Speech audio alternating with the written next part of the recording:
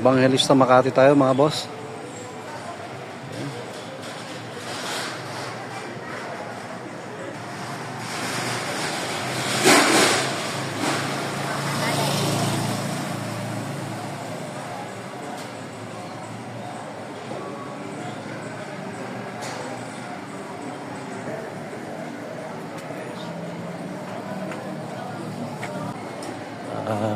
Evangelista.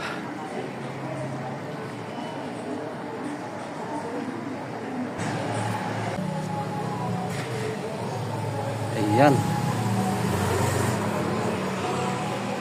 Hindi shuttle broom room dala natin ngayon. Ayan. Masarap dito. Dito hindi mainit.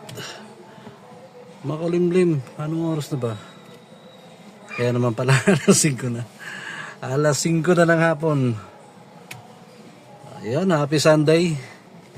Araw ng linggo, bukas may pasok na uli.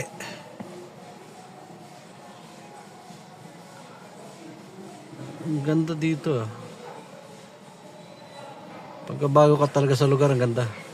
Eh, maganda naman talaga. Maganda ang Makati.